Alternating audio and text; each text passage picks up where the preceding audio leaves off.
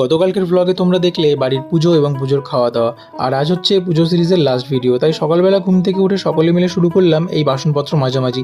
কারণ কোনো রকম কোনো ক্যাটারিং যেহেতু বাড়ির পুজোতে ডাকা হয় না, তাই এই সমস্ত বাসনপত্র আমাদের নিজেদেরই মাজতে হয়। আর এগুলো আমাদের বাড়ির বাসন, কারণ আমাদের একটা ছোটো মোটো প্যান্ডেলের ব্যবসাও আছে, তাই এই সমস্ত কিছু বাসনপত্র আমাদের বাড়িতেই আছে।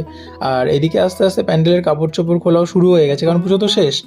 আর যেহেতু আজ ঠাকুরের সামনে দেওয়া হবে মাছের ভোগ, তাই মাছ কিনে আনা হয়েছে, মাছ ধোয়াধুয়ি চলছে। আর এদিকে রান্নাবান্না কমপ্লিট করে ঠাকুরকে ভোগও দেওয়া হয়ে গেছে।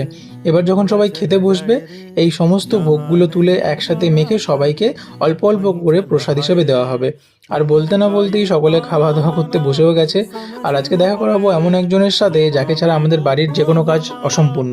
এই যে আমার কাকা, আমার 4 নম্বর কাকা, মানে আমার নোয়া কাকা। মানে যেমন ওই দাদুকে ছাড়া পুজো অসম্ভব, তেমনই কাকাকে ছাড়া বাড়ির যে কোনো কাজ, যে কোনো অনুষ্ঠান মানে অসম্পূর্ণ। কাকা একাই 100। আর ইনি হচ্ছেন আমার বৌদির দিদি, যিনি লজ্জা পাচ্ছিলেন আমি রেকর্ড করছিলাম বলে। যাকগে, এবার আমিও খেতে বসলাম। তো প্রথমে দিয়েছিল আমাকে ওই ভোগ প্রসাদ, তারপরে ভাত, ডাল, এরপরে দিয়েছিল বাঁধাকপির ঘন্ট, আর তারপরে মাছের ঝোল, টমেটোর চাটনি আর মিষ্টি। তো ব্যাস, এই ছিল আমাদের বাড়ির পুজো, আর এই ছিল পুজোর খাওয়া দাওয়া। তো আশা করছি সামনের বছর আবারও এই পুজো আমরা করতে সক্ষম হব এবং পুজো করব, তোমরা সবাই যদি সাপোর্ট করো। তো দেখা হবে আরও একটা নতুন ভিডিও নিয়ে। তো ততক্ষণের জন্য বাই বাই।